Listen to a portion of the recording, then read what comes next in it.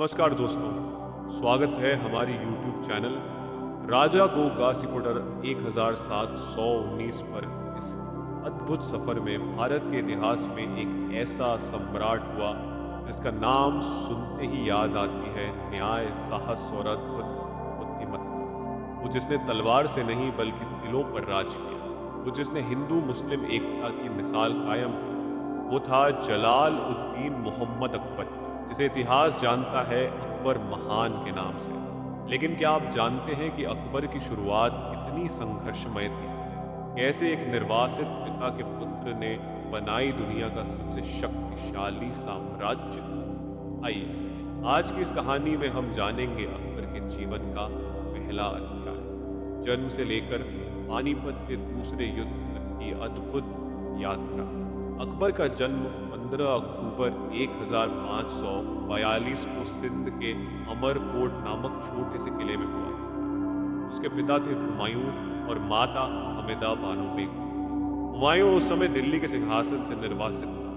शेरशाह सूरी ने उसे पराजित कर मुगल साम्राज्य छीन लिया था। अकबर का जन्म राजमहल की आरामदायक कोठरियों में नहीं, बल्कि एक शरणार्थी पिता की भागदौड़ के बीच हुआ। उसी कठिन समय में इस बालक ने जन्म लिया जिसे आगे चलकर इतिहास ने महान कहकर पुकारा। अकबर का बचपन युद्ध, भागदौड़ और असुरक्षा में बीता। हुमायूं ने अपना साम्राज्य खो दिया था और फारस, ईरान की ओर भाग गया। कई वर्षों तक अकबर अपनी मां के साथ ईरान, अफगानिस्तान और कंधार के बीच भटकता रहा। राजसी विलासिता से कोसों दूर अकबर ने बचपन से ही कठिन जीवन देखा। कहा जाता है बचपन में ही उसमें असाधारण शक्ति थी। घोड़े की लगाम पकड़ते ही वो पूरी रफ्तार से दौड़ता, तलवार उठाते ही ऐसा वार करता कि सामने वाला थर्राने लगता। पढ़ाई लिखाई में वह बहुत आगे नहीं था, लेकिन उसकी स्मरण शक्ति, न्याय बुद्धि और युद्ध नीति असाधारण थी। कई सालों की मेहनत के बाद हुमायूं ने फारसी बादशाह की मदद से दिल्ली फिर से हासिल की, लेकिन किस्मत को कुछ और मंजूर था। राज सिंहासन पुनः प्राप्त करने के कुछ महीनों बाद ही हुमायूं सीढ़ियों से गिरकर मर गया। उस समय अकबर केवल 13 वर्ष का था। इतने कम उम्र में उस पर मुगल साम्राज्य की भारी जिम्मेदारी आ पड़ी।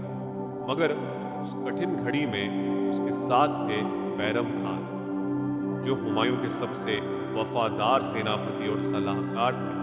बैरम खान ने युवा अकबर के सिर पर हाथ रखा और कहा, जहां पनाह आप अब सिर्फ मेरे बेटे नहीं, इस साम्राज्य के बादशाह हैं।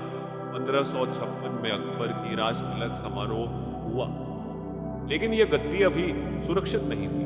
दिल्ली पर सूरवंश के शासक हेमू विक्रमादित्य ने कब्जा कर लिया था।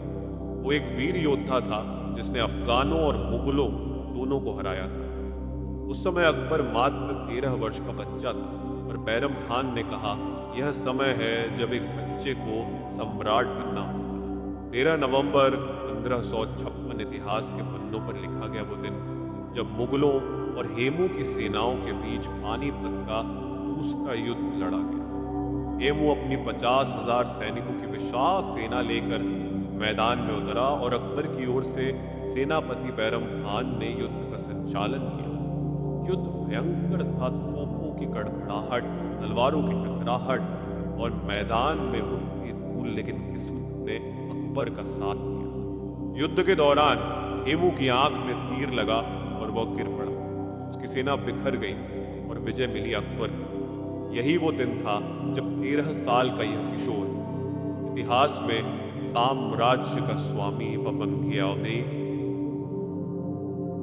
पानीपत की इस जीत ने केवल अकबर को बादशाह नहीं बनाया, बल्कि एक नए युग की शुरुआत की, अकबर के स्वर्ण युग। उसके भीतर अब था आत्मविश्वास, उसके साथ था अनुभव और एक विशाल साम्राज्य। लेकिन असली कहानी तो अब शुरू होने वाली थी, जहां अकबर खुद अपनी राह बनाएगा, अपने गुरु बैरम खान से आगे बढ़ेगा और हिंदुस्तान की मिट्टी में ऐसा इतिहास लिखेगा जो सदियों तक लोगों के दिलों में जिंदा रहेगा। आगे हम जानेंगे कैसे इस बालक बादशाह ने हिंदुस्तान का सबसे विशाल साम्राज्य खड़ा किया, कैसे उसने युद्ध, राजनीति और धर्म की सीमाएं तोड़कर महान अकबर का रूप लिया। पानीपत की धूल अभी बैठी ही थी। तलवारें अभी तक चमक रही थीं और दिल्ली के किले में पहली बार एक 13 साल के बादशाह की गूंज सुनाई दी, अल्लाहू अकबर। पर क्या वाकई अकबर अब सुरक्षित था? नहीं, क्योंकि साम्राज्य तो जीत लिया गया था, मगर उसे संभालना अभी बाकी था। आज की कहानी है एक बच्चे बादशाह से एक महान सम्राट बनने की यात्रा की, जहां अकबर ने सिर्फ दुश्मनों को नहीं बल्कि खुद की सीमाओं को भी हराया। अकबर भले ही सम्राट बन चुका था, पर असली शक्ति अभी भी बैरम खान के हाथों में थी। वही राज्य के निर्णय लेता था, वही सेनाओं का संचालन करता था। बैरम खान ने प्रारंभिक वर्षों में अकबर के लिए साम्राज्य को स्थिर किया। दिल्ली, आगरा और पंजाब को पूरी तरह मुगल शासन के अधीन लाया गया। लेकिन धीरे धीरे अकबर को महसूस होने लगा कि अब उसे अपने बल पर राज करना चाहिए। युवा अकबर के मन में उठी एक आवाज, मैं सम्राट हूं, मुझे अपनी राह खुद बनानी होगी। सन 1560 में अकबर ने बैरम खान से दूरी बना ली। उसने सार्वजनिक रूप से घोषणा की, अब मैं स्वयं शासन करूंगा। बैरम खान इस निर्णय से आहत हुआ और उसने विद्रोह कर दिया। लेकिन अकबर ने अपनी बुद्धिमानी से उसे शांत किया। वो युद्ध नहीं चाहता था, इसलिए उसने कहा, आप मेरे पिता समान हैं, मैं आपके खून से अपने हाथ लाल नहीं करना चाहता। इतिहास गवाह है, यहीं से अकबर ने राजनीति में संयम और क्षमा का मार्ग अपनाया, जो उसकी सबसे बड़ी ताकत बना। अब अकबर का असली साम्राज्य विस्तार शुरू हुआ। वो नहीं चाहता था कि मुगल नाम केवल दिल्ली की हदों में सिमट जाए। उसका सपना था पूरा हिंदुस्तान एक हो, एक झंडे के नीचे, एक शासन के तहत। अकबर ने अपना ध्यान उत्तर भारत के उन इलाकों पर केंद्रित किया जहां छोटे छोटे राज्य स्वतंत्र रूप से शासन कर रहे थे। मालवा, गोंडवाना, गुजरात और सबसे कठिन राजस्थान। 1561 में अकबर ने मालवा पर चढ़ाई की। वहां का शासक बाज बहादुर था, एक वीर योद्धा और संगीत प्रेमी, लेकिन उसकी सेना अकबर के सामने टिक नहीं पाई। युद्ध के बाद अकबर ने बाज बहादुर को क्षमा कर दिया और उसे अपने दरबार में स्थान दिया। इसी बीच उसने गोंडवाना, वर्तमान मध्य प्रदेश पर भी नियंत्रण पाया। वहां की रानी दुर्गावती, जिन्होंने अकबर की सेना से वीरता से युद्ध किया, इतिहास में उनका नाम आज भी अमर है। 1568 में अकबर की नजर पड़ी गुजरात पर, भारत का सबसे समृद्ध व्यापारिक राज्य। यहाँ से अरब देशों तक व्यापार होता था। अकबर ने कहा, जो गुजरात जीतेगा वो समुद्र जीतेगा। उसने तेजी से सेना बढ़ाई, अहमदाबाद और सूरत पर कब्जा किया और गुजरात को मुगल साम्राज्य में मिला लिया। अब हिंदुस्तान का व्यापारिक ताज अकबर के सिर पर था। अब बारी थी राजस्थान की, वो भूमि जहां हर कण में वीरता बसती थी। यहाँ हर किला, हर राजा स्वतंत्रता की कसम खाए बैठा था। अकबर ने रणनीति बदली। उसने सिर्फ तलवार से नहीं, रिश्तों से भी राज करने का निर्णय लिया। राजस्थान को जीतने के लिए उसने अपनाया सैन्य और वैवाहिक नीति का संगम। 1562 में अकबर ने आमेर के राजा भरोमल की बेटी जोधाबाई से विवाह किया। ये केवल विवाह नहीं था, ये था एक राजनीतिक गठबंधन जिसने हिंदू मुस्लिम एकता की मिसाल रखी।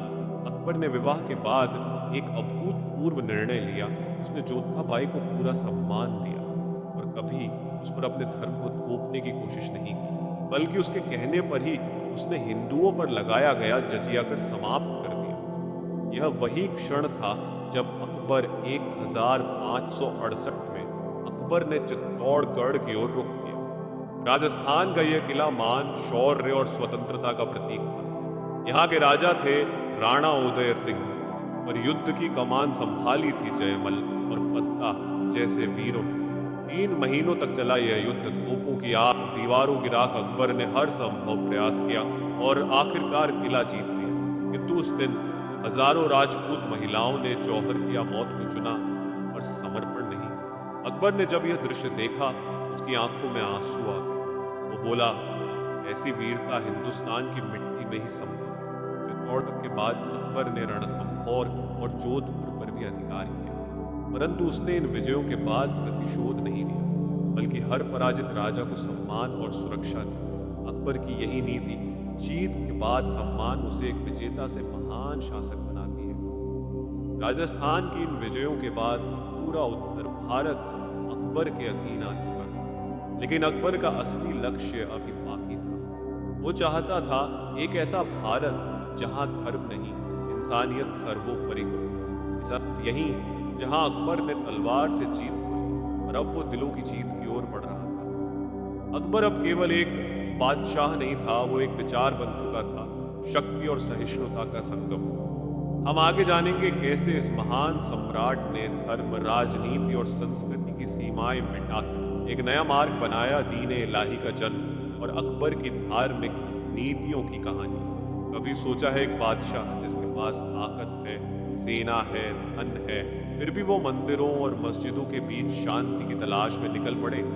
एक ऐसा सम्राट जो धर्मों को बांटने नहीं बल्कि जोड़ने निकला था। आज हम बात करेंगे सम्राट अकबर की सबसे महान यात्रा की, धार्मिक नीति और दीन ए इलाही के उदय की। वो दौर जब अकबर सिर्फ बादशाह नहीं बल्कि एक विचार बन गया। राजस्थान, गुजरात और मालवा के युद्धों के बाद अकबर के पास पूरा उत्तरी भारत का नियंत्रण था। लेकिन अकबर अब समझ चुका था तलवार से शासन किया जा सकता है और दिलों पर राज करने के लिए इंसानियत चाहिए।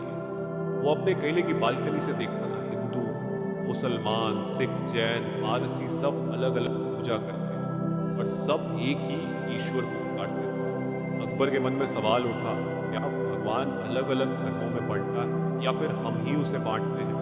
सदियों से हिंदू प्रजा पर एक कर लगता था, जजिया कर, जो गैर मुसलमानों से वसूला जाता था।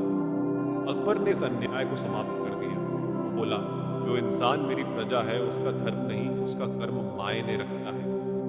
इस आदेश के बाद जनता में अकबर के प्रति सम्मान और प्रेम की लहर दौड़ गई। कई हिंदू सरदार उसके दरबार का हिस्सा बने। राजा मान सिंह, बीरबल, कोडरमल और भगवान दास जैसे नाम मुगल शासन की रीढ़ बन गए।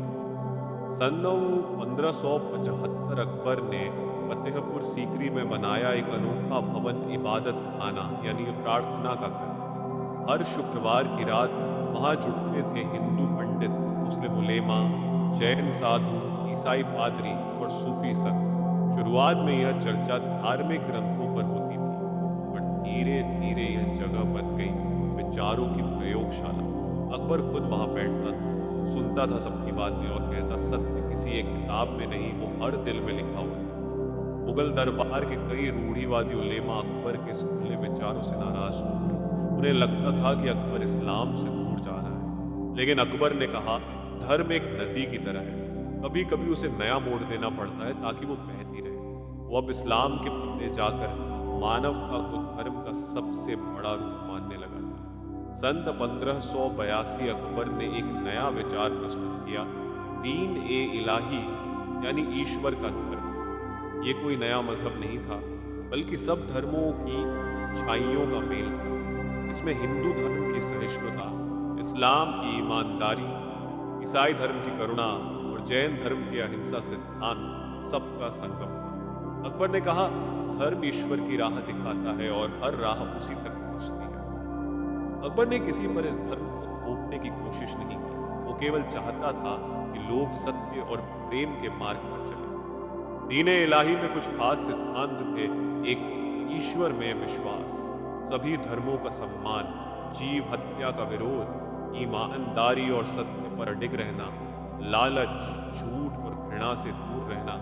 अकबर के दरबार के कुछ प्रमुख व्यक्ति बीरबल, अब्दुल फजल और फैजी इस विचारधारा से जुड़ गए।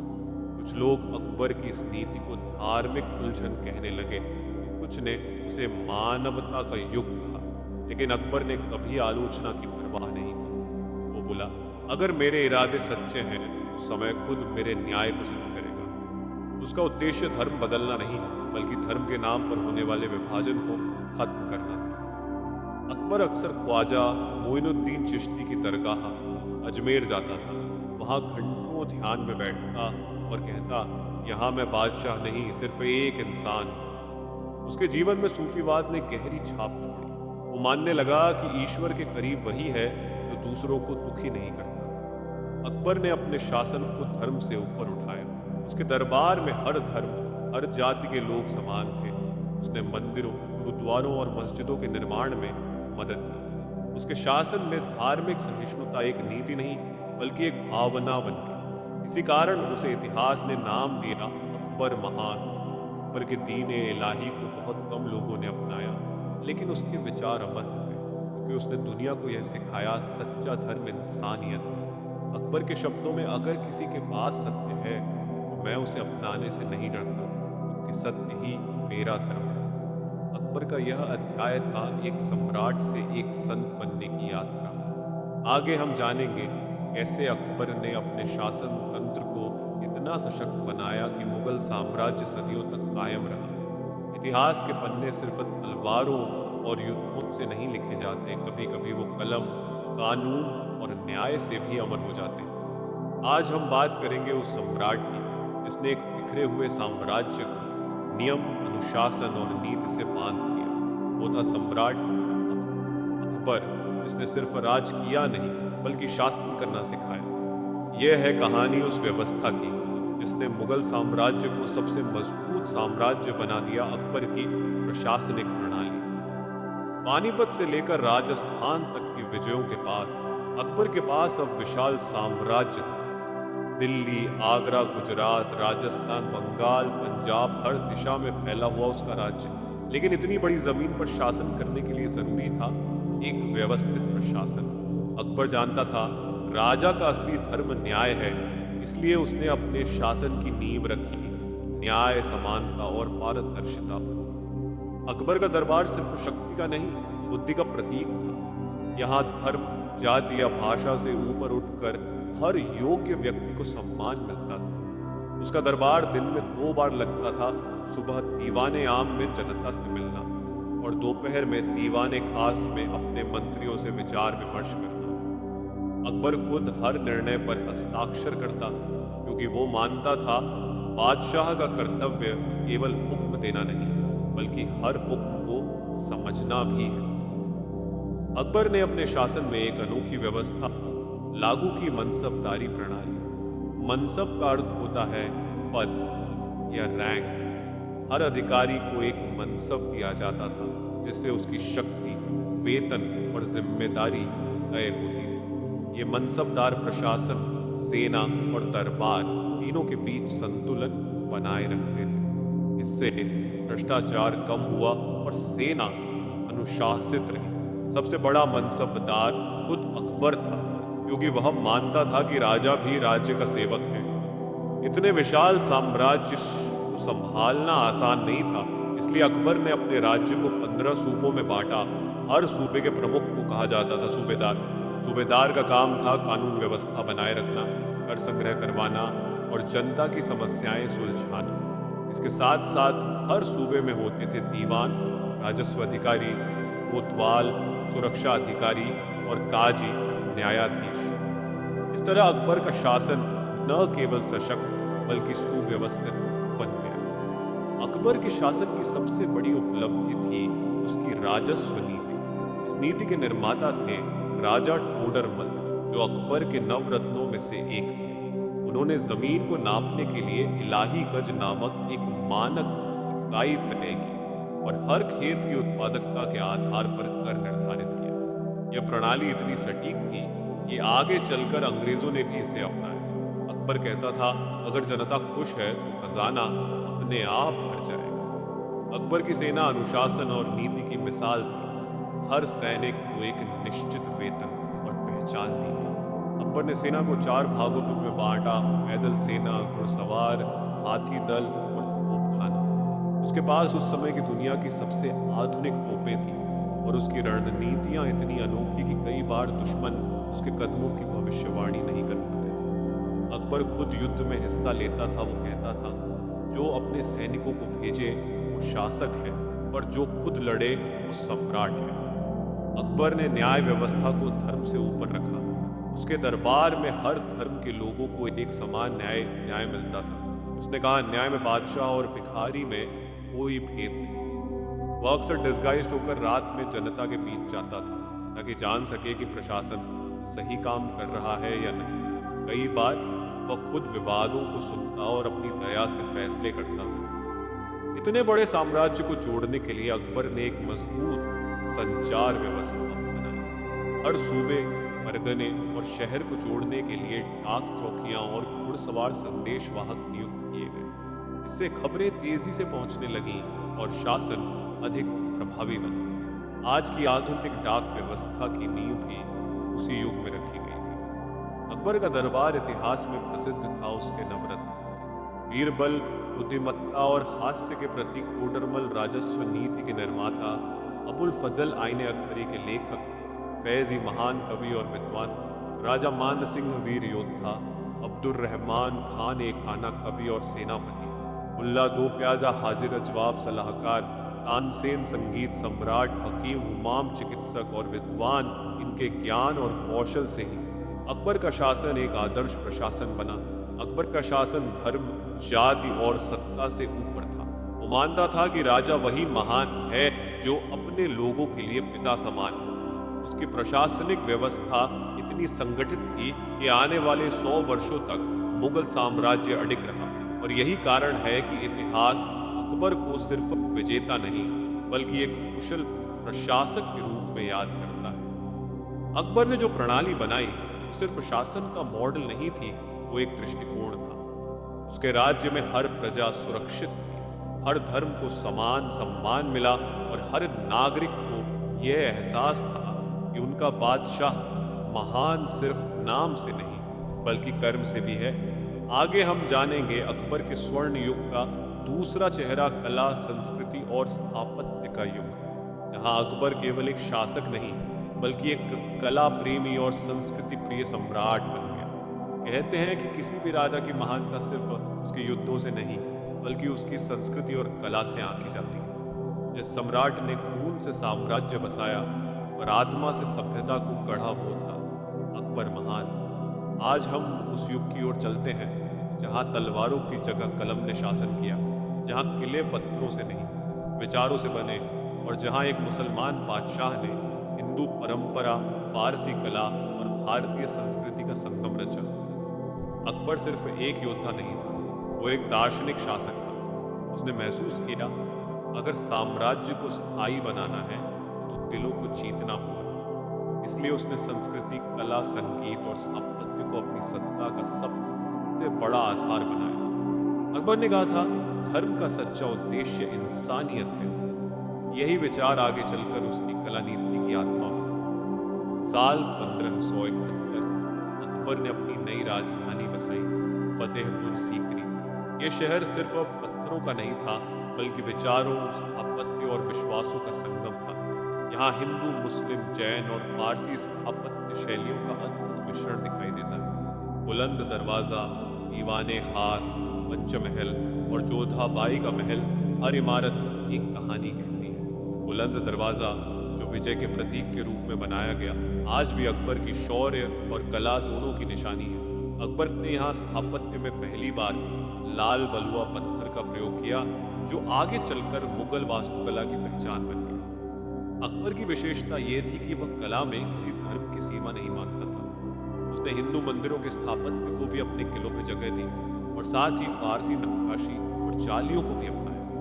जोधाबाई के महल की दीवारों पर राजस्थानी शैली की झलक मिलती है, वहीं पंचमहल की बनावट में गुजराती हवेलियों का स्पर्श दिखता है। उसने दरबार में संस्कृत पंडितों को सम्मान दिया, महाभारत और रामायण का फारसी में अनुवाद करवाया, जिसे राजमहल नामा और रामायण ए अकबरी कहा गया। अकबर मानता था कला की कोई जाति नहीं होती। अकबर के शासनकाल में भारतीय चित्रकला ने एक नया जन्म पाया। उसने अपने दरबार में चित्रकारों की एक विशेष टोली बनाई जिसे चित्रशाला कहा गया। इन कलाकारों में प्रमुख थे अब्दुस समद, मीर सैयद अली, वसावन, केसर और मणिहार रामदास। इन चित्रकारों ने अकबर के दरबार, युद्धों और धार्मिक जीवन के दृश्यों को रंगों में उतारा। हमजानामा अकबर के शासनकाल की सबसे भव्य चित्रकृति थी, जिसमें 1400 से अधिक पृष्ठों पर कहानियां रंगों के माध्यम से जीवित कर दी गई। यह वही युग था जब भारत की चित्रकला फारसी प्रभाव से निकलकर अपनी मुगल शैली में खिल उठी। अगर अकबर का नाम है तो उसके साथ जुड़ा है तानसेन। तानसेन ग्वालियर के संगीतकार, जिन्हें अकबर ने अपने नवरत्नों में स्थान दिया। कहते हैं तानसेन के संगीत में वो शक्ति थी कि दीपक राग से दीप जल उठते थे और मेघ मल्हार से वर्षा हो जाती थी। अकबर तानसेन के संगीत से इतना प्रभावित था कि उसने कहा, अगर स्वर्ग में संगीत है तो उसे तानसेन की आत्मा गाती होगी। दरबार में रोज संगीत सभाएं होती थीं जहां हिंदुस्तानी राग, फारसी धुनें और सूफी कव्वालियां एक साथ गूंजती थीं। यही काल भारतीय शास्त्रीय संगीत के इतिहास में स्वर्ण युग कहलाया।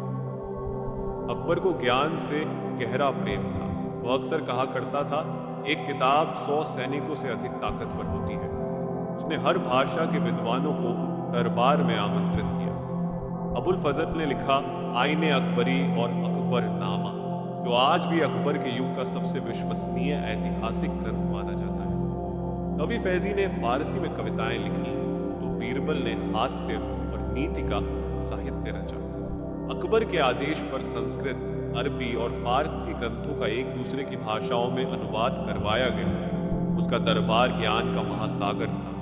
फतेहपुर सीकरी में अकबर ने बनवाया इबादत खाना यानी प्रार्थना गृह। यह वह स्थान था जहां हर धर्म के विद्वान, हिंदू, मुस्लिम, जैन, ईसाई, पारसी एक साथ बैठकर ईश्वर और सत्य पर चर्चा करते थे। यहीं से अकबर के मन में दीन ए इलाही नामक नए धर्म की भावना उत्पन्न हुई, जो सभी धर्मों की अच्छाइयों का संगम था। यह स्थापत्य केवल एक भवन नहीं था, बल्कि विचारों का मंदिर था। अकबर के शासनकाल में बने कुछ प्रसिद्ध निर्माण, आगरा का किला लाल पत्थरों से बना अद्भुत किला, लाहौर किला मुगल स्थापत्य का उत्कृष्ट उदाहरण, सिकंदरा मकबरा अकबर का समाधि स्थल, स्वयं उसकी योजना से निर्मित बुलंद दरवाजा विजय का प्रतीक, पंचमहल शांति और स्त्री सम्मान का प्रतीक। इन इमारतों की हर दीवार, हर नक्काशी आज भी अकबर के दृष्टिकोण और कला प्रेम की गवाही देती है। अकबर का साम्राज्य एक कला संगम था जहां भारत की आत्मा और फारस की नजाकत एक साथ झलकती थी। उसके शासन में केवल किले नहीं बने, बल्कि एक नई सोच का जन्म हुआ, सह अस्तित्व की सोच। अकबर ने साबित किया कि सच्चा सम्राट वो नहीं जो राज करता है, बल्कि वो जो संस्कृति को जीवित रखता है। कला, संगीत और स्थापत्य में अकबर ने जो विरासत छोड़ी, वो आज भी भारत के हर कोने में बसी है। फतेहपुर सीकरी की गलियों में, तानसेन की रागिनी में और आर पत्थर की नक्काशी में अकबर की आत्मा अब भी गूंजती है। आगे हम जानेंगे उस दौर के बारे में जब अकबर ने अपनी नीतियों से धर्म और राजनीति के बीच की दीवारें तोड़ दी।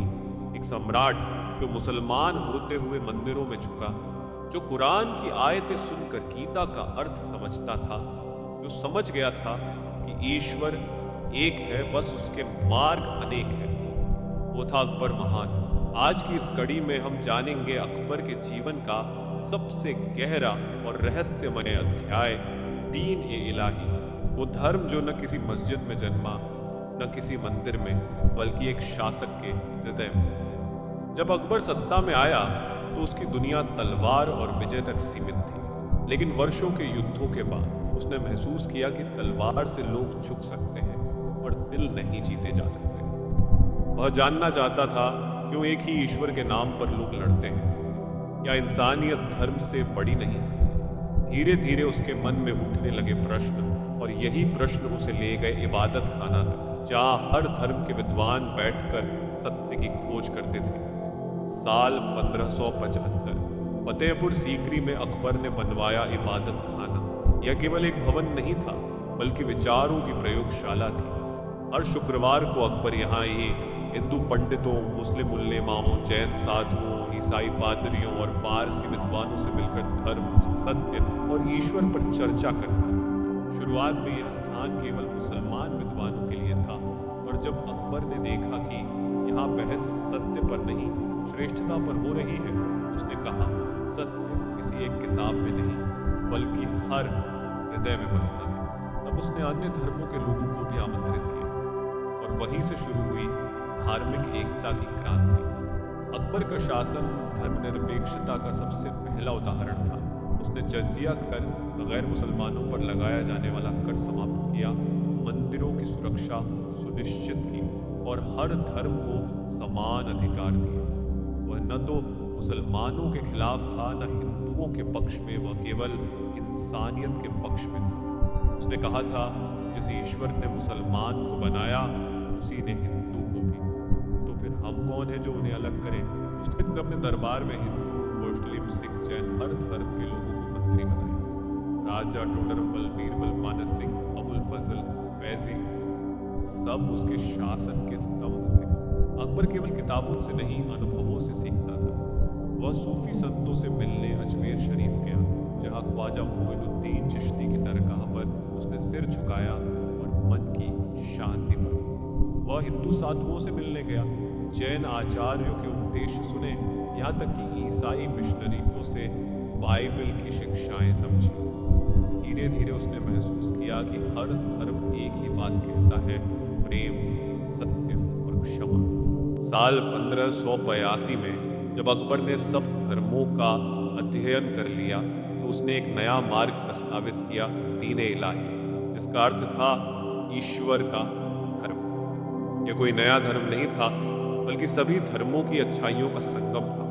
इसका मूल सिद्धांत था सत्य बोलना, जीव हत्या न करना, सबके साथ समान व्यवहार, लोभ, झूठ और घृणा से दूर रहना, राजा के प्रति निष्ठा। अकबर चाहता था कि लोग किसी धर्म के नाम से नहीं, बल्कि मानवता के नाम से एक हों। अकबर ने इस नए विचार में शामिल होने के लिए किसी पर दबाव नहीं डाला। बीरबल, अबुल फजल, फैजी, राजा टोडरमल इन जैसे कुछ दरबारी इसमें सम्मिलित हुए, लेकिन उलेमाओं और कट्टर पंडितों ने इसे धर्म विरोधी बताया। कई ने कहा अकबर धर्म छोड़ चुका है, और अकबर शांत रहा। उसने कहा, मैं धर्म नहीं छोड़ रहा, मैं धर्म को इंसान के भीतर खोज रहा हूँ। जैसे जैसे समय बीतता गया, अकबर का मन अध्यात्म की ओर झुकता गया। वह दरबार में अब राजनीति से ज्यादा धर्म और दर्शन पर चर्चा करने लगा। रातों को वह अक्सर मौन साधता, तारों की ओर देखता और कहता, हे सृजनहार, तू हर जगह है, बस हम तुझे देखने के लिए आंखें बंद करते हैं। उसने अपने जीवन के उत्तरार्ध में प्रार्थना और ध्यान को दिनचर्या बना लिया था। भले ही दीन इलाही ज्यादा लोगों द्वारा अपनाया नहीं गया, पर इसने भारत की आत्मा में धार्मिक एकता का बीज बो दिया। इसके प्रभाव से धर्म के नाम पर हिंसा कम हुई, दरबार में विचार स्वतंत्र हुए और लोगों में सह अस्तित्व की भावना बढ़ी। अकबर ने साबित किया कि राजनीति और धर्म का संतुलन संभव है, अगर नेतृत्व में सत्य और दयालुता हो। अकबर कहा करता था, अगर ईश्वर एक है तो उसके मार्ग भी एक होने चाहिए। सबसे बड़ा धर्म है किसी का दिल न दुखाना। जो राजा अपने प्रजा के धर्म का सम्मान नहीं करता, वह खुद अपने ईश्वर का अपमान करता है। ऐसे विचार केवल एक शासक के नहीं, एक संत के विचार थे। अकबर का दीन ए इलाही शायद समय के साथ लुप्त हो गया, लेकिन उसकी आत्मा आज भी जिंदा है। भारत की गंगा जमुनी तहजीब, मंदिरों के साथ खड़ी मस्जिदें, सूफी कव्वालियां और भक्ति गीत सब उसी सोच की विरासत है। अकबर ने जो शुरू किया वो केवल एक धर्म नहीं था, वो एक विचार था, इंसान पहले, धर्म बाद में। अकबर ने अपने जीवन के अंतिम वर्षों में किसी भी किताब से बड़ा धर्म खोज लिया था, प्रेम का धर्म। उसका साम्राज्य बिखरा, उसके महल अब खामोश है, और उसकी आत्मा अब भी बोलती है, अगर तुम सच्चे हो तो तुम्हारा ईश्वर हर जगह मिलेगा, मंदिर में भी, मस्जिद में भी और तुम्हारे भीतर भी। आगे हम जानेंगे अकबर के अंतिम वर्षों की कहानी, जब सत्ता, परिवार और उत्तराधिकार की लड़ाइयों के बीच महान सम्राट भी इंसान बन गया। हर साम्राज्य का एक आरंभ होता है और एक अंत भी, और कुछ सम्राट ऐसे होते हैं जिनका अंत उनके जीवन से नहीं, बल्कि उनकी विरासत से लिखा जाता है। आज हम बात करेंगे अकबर महान के अंतिम वर्षों की, जब युद्धों के शोर की जगह उसके भीतर मौन की गूंज रह गई थी। वो दौर जब सम्राट भी इंसान बन गया और सत्ता की ऊंचाइयों से उतरकर अपने जीवन की सच्चाइयों का सामना करने लगा। 1590 के दशक तक अकबर का साम्राज्य हिंदुस्तान की सीमाओं से भी आगे फैल चुका था।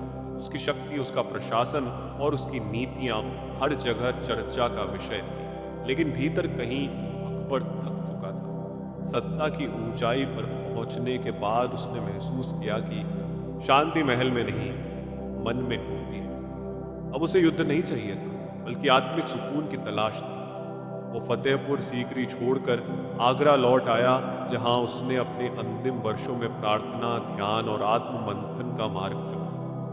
हर महान राजा के जीवन में एक संघर्ष होता है जो किसी युद्ध से बड़ा होता है, परिवार का संघर्ष।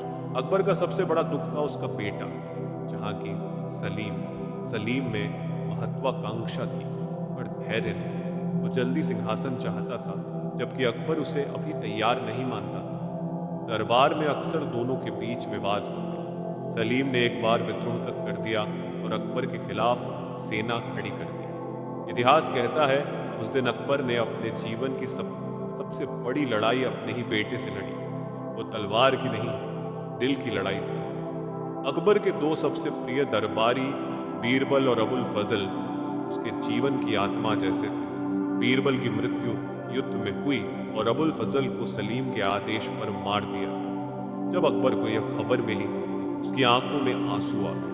उसने कहा, राज्य की सबसे बड़ी क्षति मेरे मित्र की मृत्यु है। वो जानता था कि उसके साम्राज्य की दीवारें अब बाहर से नहीं, अंदर से कमजोर हो रही थी। सन 1604 में अकबर को गंभीर बीमारी ने घेर लिया। धीरे धीरे उसका शरीर कमजोर पड़ने लगा और उसके मन में कोई भय नहीं था। वो कहा करता था, मृत्यु अंत नहीं, एक और जन्म की शुरुआत है। आगरा के किले में वो घंटों अकेला बैठकर अपने जीवन को याद करता। युद्ध, दरबार, नवरत्न स्थापत्य और सबसे बढ़कर उसकी प्रजा। उसने कहा था, मैंने राजपाट के लिए नहीं, जनता के सुख के लिए शासन किया। सन 1605 अक्टूबर का महीना। अकबर अब बिस्तर पर था, उसकी सांसें धीमी पड़ चुकी थी। उसने अपने प्रिय पुत्र सलीम को बुलाया, जो अब जहांगीर के नाम से जाना जाने वाला था। अकबर ने धीमी आवाज में कहा, सिंहासन संभालना आसान है पर न्याय करना कठिन। अगर जनता तुमसे खुश रही, ईश्वर भी प्रसन्न रहेगा। इतना कहकर उसने आखिरी बार आसमान की ओर देखा और मुस्कुराते हुए कहा, अब मैं उस सत्य की ओर जा रहा हूं जिसकी खोज में जीवन बीत गए। 27 अक्टूबर 1605 को सम्राट अकबर ने अंतिम सांस ली। अकबर ने अपने जीवन काल में ही अपने मकबरे की योजना बनाई थी। आगरा से कुछ दूर सिकंदरा में यह मकबरा लाल पत्थरों से बना एक अद्भुत स्थापत्य है, जहां हिंदू, फारसी और इस्लामी कला का संगम झलकता है। वहां न कोई भव्य शिलालेख है, न कोई सोने की दीवार, बस सादगी, मौन और शांति। क्योंकि अकबर ने कहा था, मृत्यु के बाद मुझे वहां दफनाना जहां हर धर्म का इंसान आकर शांति पा सके। अकबर भले ही चला गया पर उसकी सोच अमर हो गई। उसके बाद आने वाले शासकों जहांगीर, शाहजहां और औरंगजेब ने भी उसी साम्राज्य की नींव पर राज किया, जो अकबर ने अपने न्याय और नीति से बनाया था। अकबर की नीतियां इतनी सशक्त थीं कि अगले 100 सालों तक भारत स्थिर रहा। उसकी प्रशासनिक व्यवस्था, उसका धार्मिक सहिष्णुता का दृष्टिकोण और उसकी सांस्कृतिक विरासत आज भी भारत की पहचान है। अबुल फजल ने लिखा, अकबर केवल बादशाह नहीं था, वह एक विचार था जो युगों तक जिंदा रहेगा। ब्रिटिश इतिहासकार स्मिथ ने कहा, अगर भारत के इतिहास में एक राजा को महान कहा जाए तो वो अकबर है। भारतीय विद्वान कहते हैं, अकबर ने हिंदुस्तान को एकता का अर्थ सिखाया।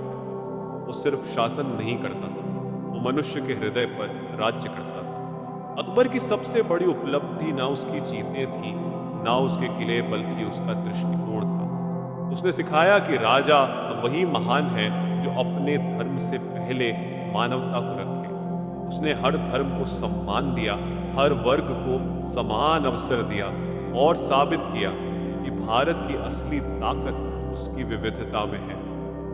अकबर का शरीर तो मिट्टी में मिल गया, पर उसकी आत्मा आज भी भारत के हर कोने में गूंजती है।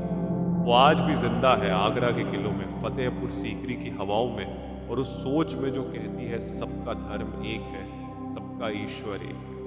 उसका जीवन एक संदेश है, विजय तलवार से नहीं, प्रेम और न्याय से होती है। और इस तरह समाप्त हुई एक ऐसे सम्राट की गाथा जिसने इतिहास में सबसे बड़ा साम्राज्य नहीं बल्कि सबसे बड़ा हृदय साम्राज्य बनाया। वो चला गया और पीछे छोड़ गया एक ऐसी रोशनी जो आज भी इंसानियत को राह दिखाती है। यह थी कहानी सम्राट अकबर महान की। एक ऐसा नाम जो आज भी इतिहास के हर पन्ने पर सम्मान से लिखा जाता है।